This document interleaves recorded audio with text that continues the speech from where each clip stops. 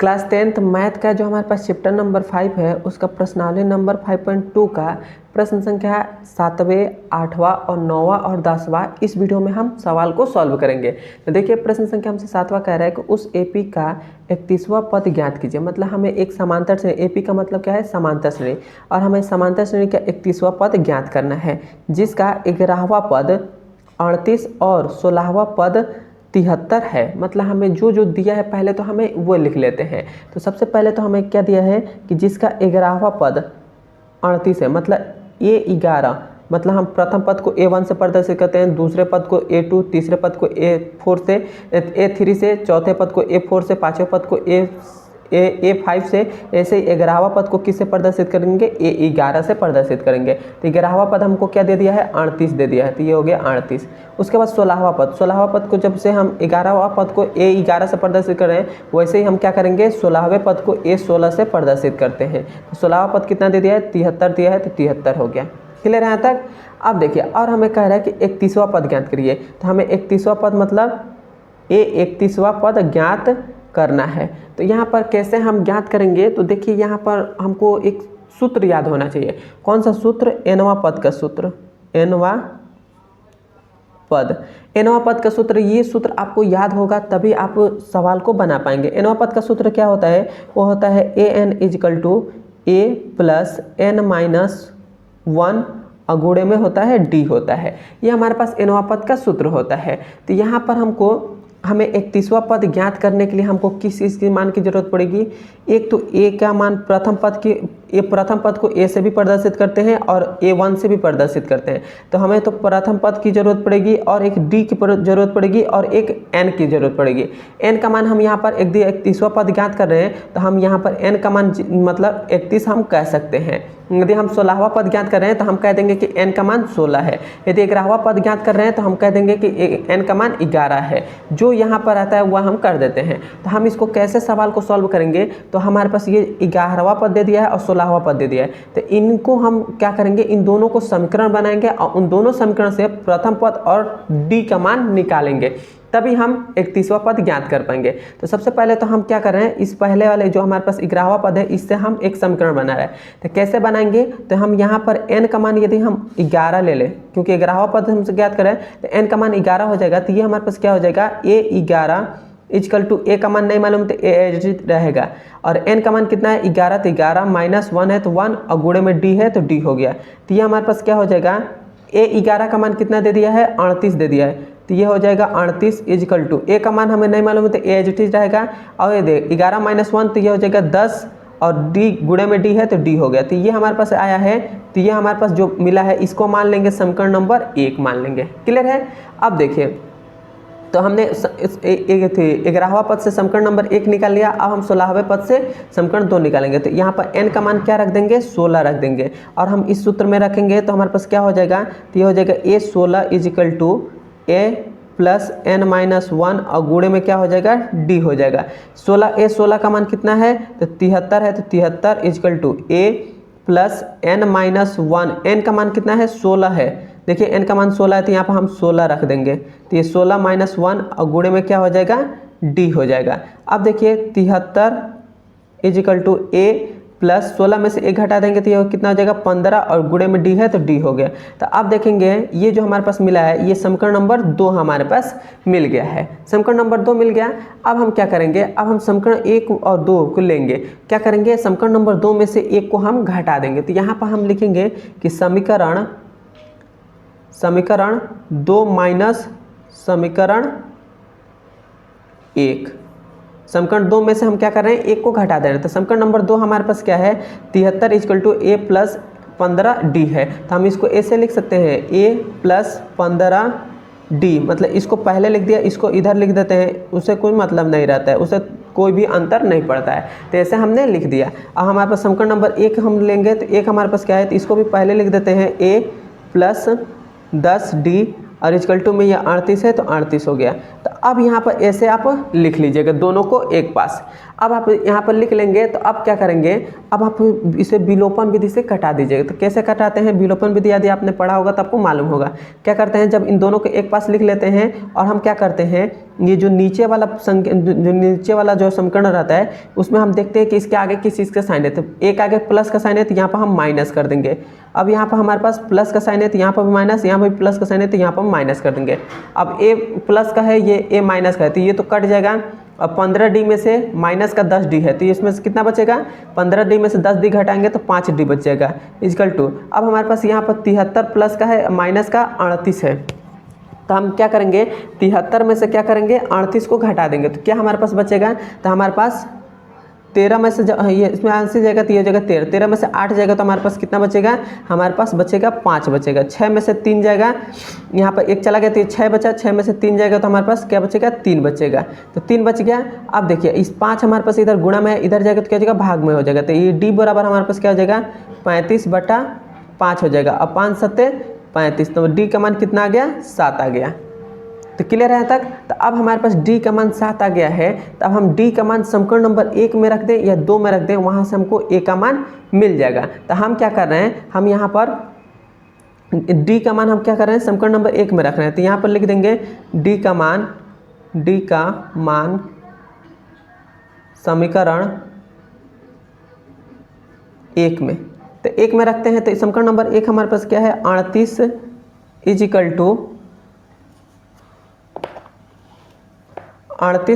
To A plus 10D है। D का मान हमारे पास कितना है तो 7 है, तो ये हो गया 7, तो ये हो जाएगा 38 इजिकल टू A, और ये 7 दूना 7 दहा में 70, तो ये हमारे पास क्या मिलेगा, ये हमारे पास 70 को इधर भेज देते हैं, तो ये हमारे पास 38 माइनस का 70 इक्वल टू में A है। अब हम 38 में से 70 को घटा देंगे तो हमारे पास कितना बचेगा, तो हमारे पास बचेगा 2 और 6 में से 3 गया 3, अब माइनस, तो माइनस का हमारे पास क्या बचेगा, माइनस का हमारे पास 32 बच गया।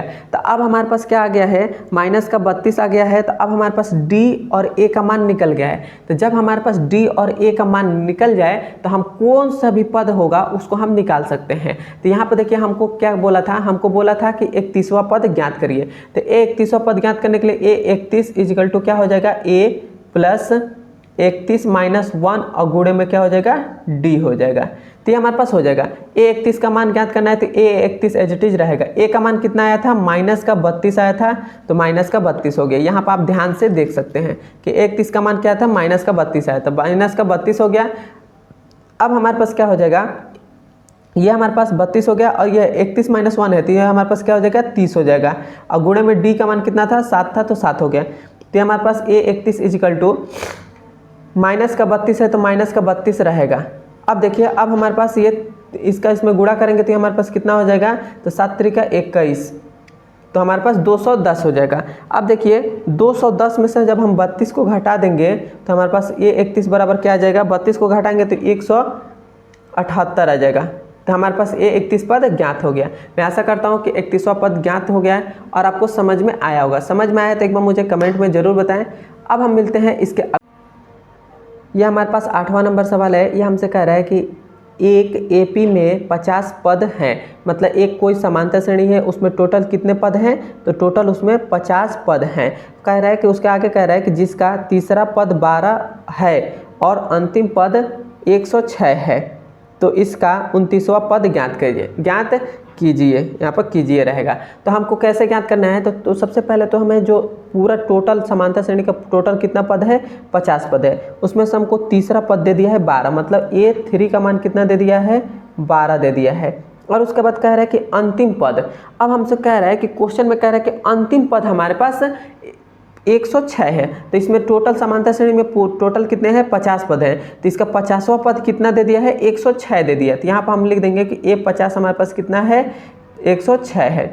कैसे मैंने किया, इसमें टोटल एक हमें कह रहा है कि एक AP में 50 पद हैं, मतलब एक कोई भी समांतर श्रेणी है उसमें केवल कितने पद हैं, केवल 50 पद हैं। उसमें का तीसरा पद 12 है और अंतिम पद का रहा है, तो अंतिम पद हमारे पास 50वां पद होगा, तो अंतिम पद हमारे पास 106 है। उसके बाद कह रहा है कि 29वां पद ज्ञात कीजिए। A29 ज्ञात करने के लिए कह रहा है, तो हम कैसे ज्ञात करेंगे, तो इस सेम टू सेम अभी मैंने 7वां नंबर सवाल किया, सेम उसी के जैसा ही करना है। तो इसमें भी हम क्या करेंगे, nवां पद का सूत्र लगाएंगे। तो यहाँ पर हम लगा रहे हैं कि nवां पद का सूत्र, nवां पद nवां पद क्या होता है, वो होता है A N is equal to A plus N minus one और गुणे में क्या होता है डी होता है। अब यहाँ पर आप ध्यान से समझेंगे, यहाँ पर एक बार हम n का मान क्या लेंगे, n का मान हम एक बार n का मान हम एक बार 3 लेंगे, n का मान एक बार हम 50 लेंगे। इन दोनों से हम दो समीकरण निकलेगा, उन दोनों समीकरणों को हल कर हम यहाँ पर a29 का मान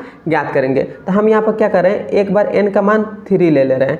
n का मान जब हम 3 लेंगे तो हमारे पास क्या हो जाएगा, ये हो जाएगा a3 equal to a plus n की जगह पर 3 हो जाएगा, माइनस का 1 है तो 1 और गुणे में d है तो d हो जाएगा। a3 का मान कितना है 12 है तो 12 हो गया, a प्लस n 3 माइनस 1 तो ये हो जाएगा 2 और गुणे में d है तो d हो गया। तो अब देखिए ये जो हमारे पास आया इसको हम मान लेंगे समीकरण नंबर 1। अब हम इसके बाद फिर से क्या करेंगे, n का मान एक बार हम 50 मानेंगे।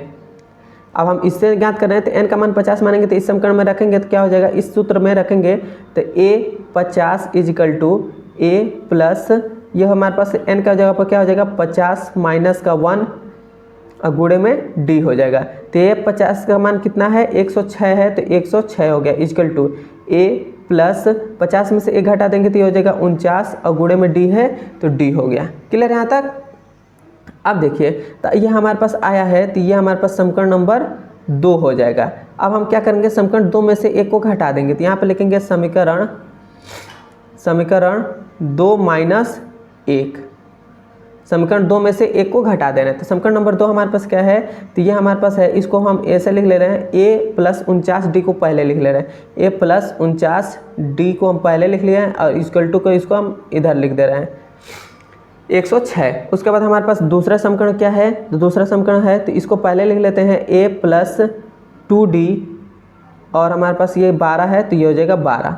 अब हम क्या करेंगे, इसे विलोपन विधि से सॉल्व करेंगे। तो विलोपन विधि में हम क्या करते हैं, जो नीचे वाला समीकरण रहता है उसमें जो चिन्ह रहता है उसके अपोजिट कर देते हैं। तो एक का अगर प्लस का चिन्ह है तो यहाँ पर माइनस, 2 का अगर प्लस का चिन्ह है तो यहाँ पर भी माइनस, 12 का अगर प्लस का चिन्ह है तो यहाँ पर भी माइनस हो जाएगा। अब देखिए a में से a को घटाएंगे तो ये कट जाएगा, पूरा खत्म हो जाएगा। 49 में से हम 2 को घटा देंगे तो हमारे पास क्या बचेगा, 47 बचेगा और d है तो d हो गया।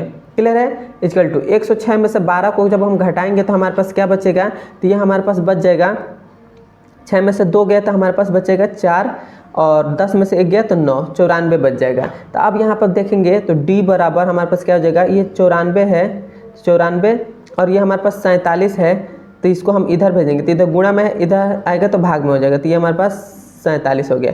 तो हमारे पास इसको हम जब कटाएंगे तो हमारे पास कितनी बार में कटेगा, 47 दूना 94 होता है, तो ये हमारे पास 2 बार में कट जाएगा। तो हमारे पास d का मान कितना आ गया, 2 आ गया। अब हमारे पास d का मान 2 आ गया है, तो अब हम a का मान ज्ञात करेंगे। a का मान कैसे ज्ञात करेंगे, तो समीकरण नंबर 2 में यदि d का मान रख दे तो a का मान हमको ज्ञात हो जाएगा। तो यहाँ पर रख दे रहे हैं, यहाँ पर लिख रहे हैं समीकरण 1 से। समीकरण 1 हमारे पास क्या है, तो वो हमारे पास है 12, थोड़ा सा आगे कर ले रहे हैं, हमारे पास है 12 इजिकल टू a का मान हमारे पास नहीं है मालूम है तो a एज इट इज रहेगा। n का मान हमारे पास क्या हो जाए, ये हमारे पास 2d है तो 2 एज इट इज रहेगा। d का मान क्या है, 2 है तो 2 हो गया, तो ये हो जाएगा 12 इजिकल टू a प्लस 2 दूना क्या हो जाएगा, 4 हो जाएगा। इस 4 को इधर भेज देंगे तो हमारे पास 12 माइनस का 4 इजिकल टू में a हो जाएगा।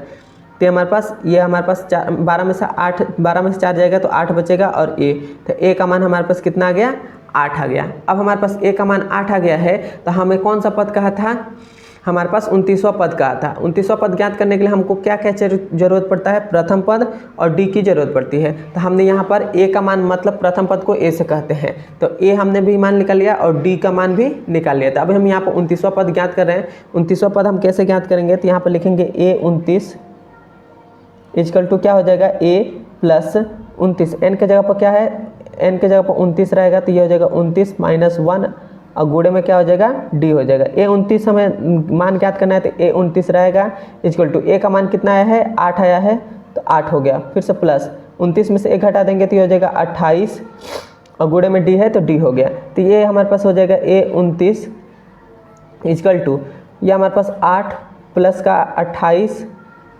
d का मान क्या आया था, 2 आया था तो 2 हो गया। तो ये हो जाएगा a29 इजिकल टू 8 और 28 का 2 में गुणा करेंगे तो 8 दूना 16 का 6 हासिल 1, 2 दूना 4, 1 5, तो ये हमारे पास 56 आ जाएगा। तो हमारे पास क्या हो जाएगा, a29 बराबर इसको जोड़ेंगे तो कितना हो जाएगा, तो हमारे पास 6 दूना 12, 1 13 14 का 4 हासिल 1 5 1 6, तो हमारे पास ए 29 का मान कितना आ गया, 64 आ गया। तो ये हमारा आंसर हो जाएगा। मैं आशा करता हूँ कि आपको समझ में आ गया हो। समझ में आया तो अपने दोस्तों के पास ज़रूर ये वीडियो शेयर करिएगा, क्योंकि आपके एग्ज़ाम के लिए बहुत ही ज़्यादा इम्पोर्टेंट ये सवाल है। और मेरे चैनल पर नए हैं तो मेरे चैनल को सब्सक्राइब कर दीजिएगा। अब हम चलते हैं इसके 9वें नंबर सवाल पर। ये देखिए, ये हमारे पास 9वां नंबर सवाल है। ये हमसे कह रहा है कि यदि किसी एपी के तीसरे और 9वें पद क्रमशः 4 और 8 माइनस का 8 है तो इसका कौन सा पद शून्य होगा। यहाँ पर सबसे पहले तो जो हमें दिया है वो हमको लिख लेते हैं। तो कह रहा है कि तीसरा और 9वां पद क्रमशः, मतलब ये तीसरा पद है और ये 9वां पद है। तो तीसरा पद A3 हमारे पास कितना है, 4 है, तो 4 हो गया। उसके बाद 9वां पद हमारे पास कितना है, माइनस का 8 है, तो माइनस का 8 हो गया। उसके बाद हमसे कह रहे हैं कि इसका कौन सा पद शून्य होगा। तो हम मान लेते हैं कि जो nवां पद होगा वो शून्य होगा। nवां पद हमारे पास क्या है, an है, तो an का मान हम मान लेते हैं कि शून्य होगा। और हमसे nवां पद शून्य जब होगा तो हमें कौन सा पद शून्य होगा, मतलब हमें इसमें n का मान हमसे पूछ रहा है। किसका मान पूछ रहा है, हमसे n का मान पूछ रहा है। तो n का मान हम कैसे निकालेंगे, तो हमें तो ये दो समीकरण दिए गए हैं, इन दोनों समीकरण, दो हमारे पास मान दिए गए हैं, प्रथम तीसरा पद और 9वां पद। इन दोनों से हम क्या करेंगे, दो समीकरण निकालेंगे, जैसे मैंने पिछले वाले सवाल में निकाला है वैसे ही। तो हम यहाँ से क्या कर रहे हैं, हम यहाँ पर n का मान एक बार हम nवां पद का सूत्र लगा रहे हैं। तो n का मान यदि हम 3 ले लेते हैं, nवां पद का सूत्र क्या होता है, वो होता है an = a plus n minus 1 और गुणे में क्या होता है, d होता है। तो यहाँ पर an का मान हमारे पास, n का मान क्या है, 3 है, तो 3 = a प्लस n का मान 3 है तो 3 माइनस 1 और गुणे में d हो जाएगा। a3 हमारे पास क्या है, 4 है, तो 4 हो गया। = a का मान नहीं मालूम तो a एज इट इज रहेगा, प्लस 3 में से a घटा देंगे तो 2d हमारे पास एज इट इज रहेगा। तो ये हमारे पास क्या मिल गया, समीकरण 1 मिल गया। अब हम क्या करेंगे, यहाँ से फिर से हम n का मान एक बार 9 लेंगे। तो 9 लेंगे तो हमारे पास क्या आ जाएगा, इस सूत्र में रखते हैं, तो a9 = a प्लस 9 माइनस 1 और गुणे में d हो जाएगा। a9 हमारे पास कितना है, माइनस का 8 है, तो 8 हो गया। = a प्लस 9 में से 1 घटा देंगे तो 8 और गुणे में d है तो d हो गया। तो ये हमारे पास समीकरण नंबर 2 मिल गया, 2 मिल गया। अब हम क्या करेंगे, अब हमारे पास समीकरण 2 मिला है, 1 मिल गया, 2 मिल गया। इन दोनों समीकरणों को क्या करेंगे, हटा देंगे। तो हम दो समीकरण क्या कर रहे हैं, समीकरण 2 में से 1 को घटा दे रहे हैं। समीकरण 2 में से क्या कर रहे हैं, 1 को घटा दे रहे हैं। तो समीकरण हमारे पास 2 हमारे पास क्या है, तो ये हमारे पास है, तो a प्लस 8d, इसको पहले लिख दे रहे हैं, इसको बाद में लिख दे रहे हैं, = में माइनस का 8, ये हो गया। अब समीकरण नंबर हमारे पास 1 क्या है, 1 हमारे पास है a प्लस 2d = में 4 है, तो 4 हो गया। मतलब हमने इसको पहले लिख दिया, इसको बाद में लिख दिया, क्योंकि थोड़ा सा अच्छा दिखने में लगे। अब मैंने आपको क्या बताया था, इसको इस प्रकार लिख लेना है। अब क्या करना है, हम जो नीचे वाला समीकरण रहता है उसका जो चिन्ह रहेगा उसको अपोजिट कर देंगे। तो a के आगे प्लस का चिन्ह है तो माइनस कर देंगे, 2 के आगे प्लस का चिन्ह है तो माइनस कर देंगे, 4 के आगे प्लस का चिन्ह है तो माइनस कर देंगे। तब ये पूरा कट जाएगा, a में से a घटा देंगे तो कट जाएगा। 8 में से 2d घटा देंगे तो हमारे पास क्या बचेगा, 6d बचेगा। -8 में से -4 को घटाएंगे तो माइनस का 12 हो जाएगा, माइनस का 12 हो गया। अब देखिए, अब हमारे पास ये d है तो d एच टी रहेगा, माइनस का 12 है तो 12, 6 गुणा में इधर आया तो क्या हो गया, भाग में हो गया। तो 6 के 6 6 दूना 12, तो हमारे पास माइनस का 2 आ गया, माइनस था तो माइनस और 6 दूना 12, तो d का मान कितना आ गया, 2 आ गया। अब हमारे पास d का मान 2 आ गया है, तो अब हम क्या करेंगे, a का मान ज्ञात कर लेंगे। तो a का मान हम कैसे ज्ञात करेंगे, तो हमारे पास जो 4 हमारे पास है, a का मान हम क्या करेंगे, जो हमारे पास समीकरण नंबर 1 है इसमें हम d का मान रख देंगे। तो यहाँ पर लिख रहे हैं समीकरण 1 से, समीकरण 1, समीकरण 1 हमारे पास क्या है, 4 = a प्लस 2d, 4 हमारे पास एज टी रहेगा = a प्लस 2 और d का मान हमारे पास कितना है, तो माइनस का 2 आया है तो माइनस का 2 हो गया। तो 4 = ये हमारे पास क्या हो जाएगा, ये हमारे पास a प्लस इसका गुणा करेंगे तो 2 दूना 4 और माइनस है तो माइनस, तो ये माइनस का क्या हो जाएगा, 4 हो जाएगा, माइनस का 4 हो जाएगा। -4 को उधर भेजेंगे तो 1 तो 4 एच टी, -4 इधर जाएगा तो प्लस का 4 हो जाएगा, = में a। तो ये 4 4 कितना हो गया, 8 = में a। तो a का मान हमारे पास कितना निकल गया, 8 निकल गया, 8 निकल गया है। तो अब हम क्या करेंगे, अब हमें इसमें कौन सा पद का था कि इसका कौन सा पद शून्य है। मान लेते हैं कि हमारे पास nवां जो पद है वो शून्य है। यहाँ पर देखिएगा कौन सा पद शून्य है कहते, तो मान लेते हैं कि nवां पद जो हमारे पास है वो शून्य है। तो यहाँ पर हम कौन सा सूत्र लगाएंगे, nवां पद का सूत्र लगाएंगे। तो an = a plus n minus 1 और गुणे में डी। एन का मान कितना है, 0 है तो 0 हो गया। उसके बाद ए का मान हमारे पास कितना आया था, 8 आया था, तो हो गया 8। फिर से प्लस एन का मान हमें नहीं मालूम तो एन एच टी रहेगा, फिर से 1। और डी का मान कितना आया था, -2 आया था, तो -2 हो गया।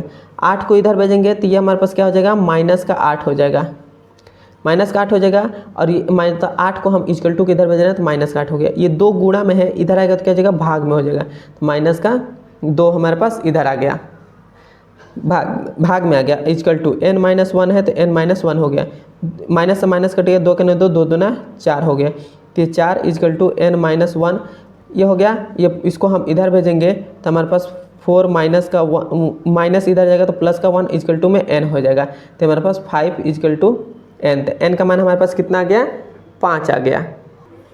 तो इसका जो 5वां पद होगा, मतलब इस समांतर श्रेणी के जो हमारे पास ये जो समांतर श्रेणी दिए गए हैं, इसका जो 5वां पद होगा वो क्या हो जाएगा, 0 हो जाएगा, और ये हमारा आंसर हो जाएगा। मैं ऐसा करता हूँ कि आपको समझ में आ गया होगा। अब हम चलते हैं इसके 10वें नंबर सवाल पर। यह हमारे पास 10वां नंबर सवाल है। यह हमसे कह रहा है किसी एपी का 17वां पद उसके 10वें पद से 7 अधिक है, इसका सर्वांतर ज्ञात कीजिए। मतलब हमें एक समांतर श्रेणी देगा, उसका 17वां पद जो है उसके 10वें पद से 7 अधिक है। तो सबसे पहले तो हमें इसको जो दिया है उसको पहले लिख लेते हैं। तो हमें दे दिया है 17वां पद, क्या दिया है, 17वां पद जो हमारे पास है वो क्या है, 10वें पद से 7 अधिक है। तो यहाँ पर क्या हो जाएगा, 10वें पद हमारे पास ये जो हो जाएगा, 10वां पद से 7 कितना अधिक है, 7 अधिक है, और ये हमारे पास इक्वल टू हो जाएगा। मतलब जो हमारे पास 17वां पद है नो वो 10वें पद से 7 अधिक है, तो ये हमने लिख दिया। क्लियर है यहाँ तक। और हमें क्या ज्ञात करना है, और हमें डी ज्ञात करना है। डी ज्ञात करना है तो कैसे हम डी ज्ञात करेंगे, तो यहाँ पर भी सेम टू सेम एनवां पद का सूत्र लगेगा। एनवां पद का सूत्र कैसे लगेंगे, तो 17वां पद हमारे पास क्या होता है, 17वां पद का सूत्र क्या हो जाएगा, तो A17 इक्वल टू क्या हो जाएगा, इसका हमारे पास हो जाएगा, मतलब 17वां पद का सूत्र क्या होता है, वो होता है A + n-1 और गुणे में डी होता है, ये हमारे पास होता है। और 10वें पद का हमारे पास सूत्र क्या होता है, 10वें पद का सूत्र होता है A + n-1 और गुणे में डी होता है, ये हमारे पास होता है। तो 17वां पद जो हमारे पास 17 की जगह पर हम ये पूरा लिख सकते हैं, तो ये हमारे पास क्या हो जाएगा, A + n हमारे पास सॉरी यहाँ पर 17 रहेगा, क्योंकि हम n के जगह पर हम 17 रखे हैं, तो यहाँ पर 17 हो जाएगा। तो ये हमारे पास A + 17 - 1 और गुणे में डी हो जाएगा, ये हो जाएगा। इक्वल टू है तो इक्वल टू हो गया। 10वां पद की जगह पर हम ये लिख सकते हैं, यहाँ पर भी 10 रहेगा n की जगह पर, तो यह हो जाएगा A + 10 - 1 और गुणे में क्या हो जाएगा, डी हो जाएगा। तो यहाँ से देखेंगे तो A से A हमारे पास कट गया, ये क्या बच रहा है, 17 में से 1 घटा देंगे तो ये हो जाएगा 16 डी हो जाएगा। इक्वल टू 10 में से 1 घटा देंगे तो ये हो जाएगा 9 डी हो जाएगा। इतना हो गया। और हमारे पास सॉरी यहाँ पर प्लस का 7 था, तो यहाँ पर प्लस का 7 लिखते रहे, यहाँ पर भी प्लस का 7 हो जाएगा। तो अब देखिए 9 डी को इधर भेजेंगे तो ये हो जाएगा 16 डी माइनस का 9 डी, और इक्वल टू में इधर क्या बच रहा है, 7 बच रहा है। अब 16 डी में से 9 डी हम जब घटाएंगे तो हमारे पास क्या बचेगा, हमारे पास बच जाएगा, हमारे पास बचेगा 4 3 7 बच जाएगा, तो 7 बचेगा और डी हो गया, तो डी ये 7 है तो 7 हो गया। तो डी बराबर क्या हो जाएगा 7, इस 7 को इधर भेजेंगे तो भाग में आ जाएगा, तो 60, तो 7 से 7 कटेगा तो ये कितना बचेगा 1 बचेगा। तो हमारे पास सर्वांतर कितना आ गया 1 आ गया, और ये हमारा आंसर हो जाएगा। मैं आशा करता हूं कि आपको 10वां नंबर भी सवाल समझ में आ गया होगा। यदि समझ में आया है तो मेरे चैनल पर नए हैं तो मेरे चैनल को सब्सक्राइब कर दीजिएगा, और अपने दोस्तों के पास ये वीडियो ज़रूर शेयर करिएगा। और ये सवाल आपके बोर्ड एग्जाम के लिए बहुत ही ज़्यादा इम्पोर्टेंट है। अब हम मिलते हैं इसके अगले नंबर वीडियो में। धन्यवाद।